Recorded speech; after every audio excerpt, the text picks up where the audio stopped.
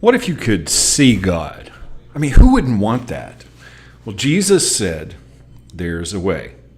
Jesus said, pure hearts see God.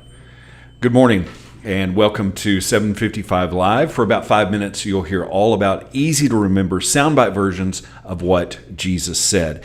And the point is to help you experience life to the fullest, the Jesus way. Today's Jesus said comes from Matthew 5:8. We're going to read a couple of translations. And today we're going to read several scriptures to try to get the point. In Matthew 5:8, we'll start with the NET version, where Jesus said, "Blessed are the pure in heart, for they will see God." The New Living Translation says, "God blesses those whose hearts are pure, for they will see God." This, of course, is part of the Beatitudes, the Sermon on the Mount, and the language here is very active. It is a process of blessing.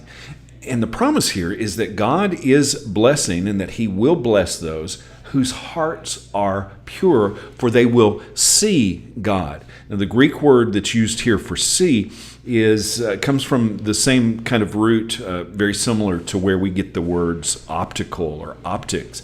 It's actually physical sight, but it's a word that means to gaze wide open or wide-eyed, looking at something remarkable, almost like you can't help but look at it, almost involuntary. Jesus said, God blesses those whose hearts are pure, for they will see God. In the South here, you'll hear the phrase, "Oh, bless your heart," or "bless his heart," and it sometimes doesn't mean what you think it means. Well, many times we think that the heart is a good thing. You'll hear phrases like, "Oh, well, but he has a good heart. He's really a jerk, but he has a good heart." Well, that's really not biblically accurate, because we're told in Jeremiah 17:9 that the human heart is the most deceitful of all things and desperately wicked. Who really knows how bad it is?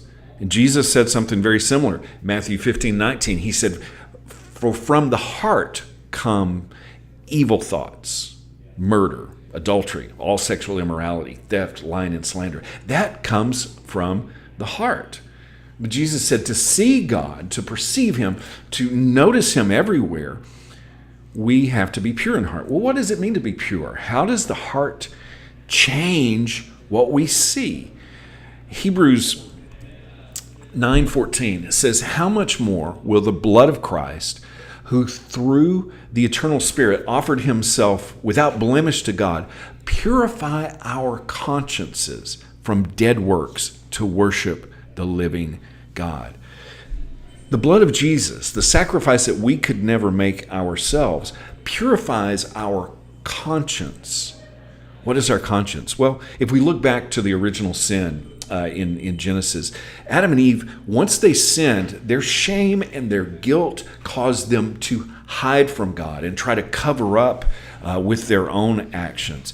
And we can never see or recognize or experience and worship God covered by our own guilt and shame. Pure hearts see God.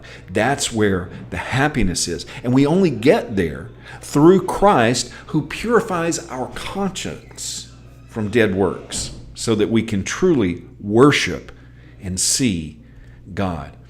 1 John 3:2-3, the writer says, "Dear friends, we are God's children now, and what we will be has not been revealed. We know that whenever it is revealed, we will be like him, because we will see him just as he is." And everyone who has this key word here, who has this hope, focused on him, purifies himself, just as Jesus is pure. That's where the pureness comes from. And that's what baptism actually even means. It's a symbol of this clear conscience, this purity that we can't earn or deserve ourselves.